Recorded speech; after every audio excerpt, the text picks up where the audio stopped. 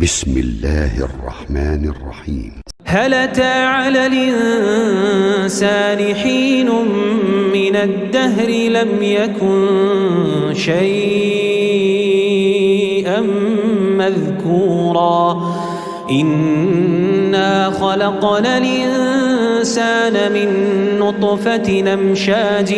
نبتليه فجعلناه سميعا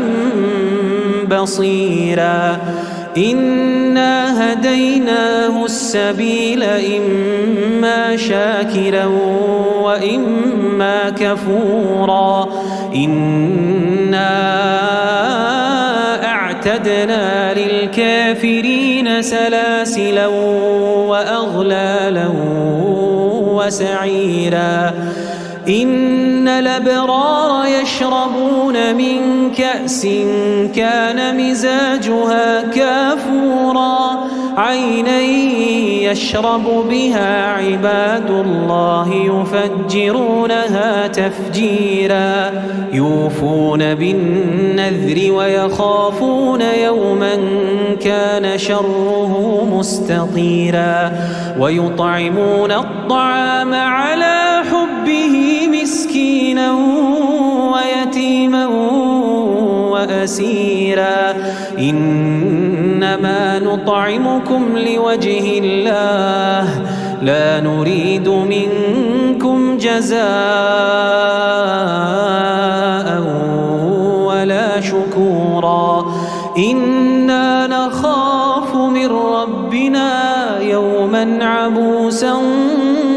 قمطريرا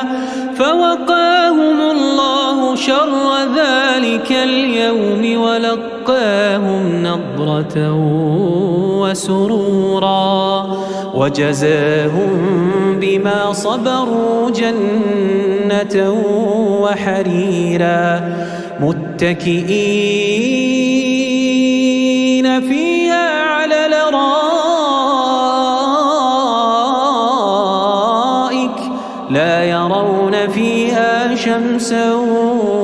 ولا زمهريرا ودانية عليهم ظلالها وذللت قطوفها تذليلا ويطاف عليهم بآنية من فضة وأكواب كانت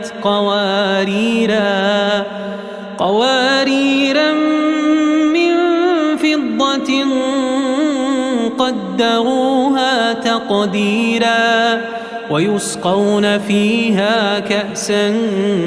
كان مزاجها زنجبيلا عينا فيها تسمى سلسبيلا ويطوف عليهم ولدان مخلدون إذا رأيتهم حسبتهم لؤلؤا منثورا وإذا رأيت ثم رأيت نعيما وملكا كبيرا عاليهم ثياب سندس خضر واستبرق وحلوا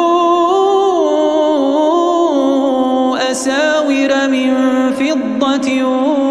وسقاهم ربهم شرابا طهورا إن هذا كان لكم جزاء وكان سعيكم مشكورا إنا نحن نزلنا عليك القرآن تنزيلا فاصبر لحكم ربك ولا تطع منهم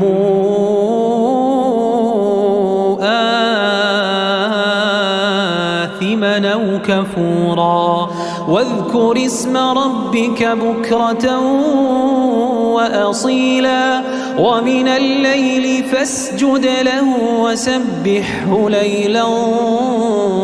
طويلا إن هؤلاء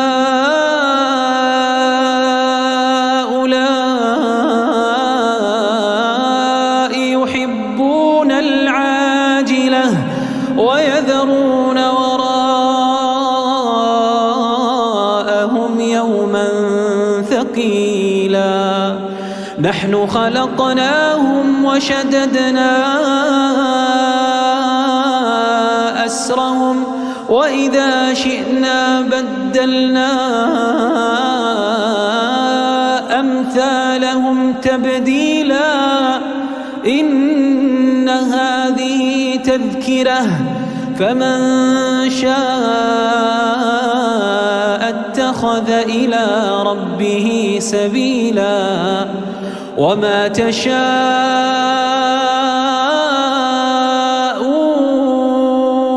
إلا أن يشاء الله إن الله كان عليما حكيما يدخل من يشاء في رحمته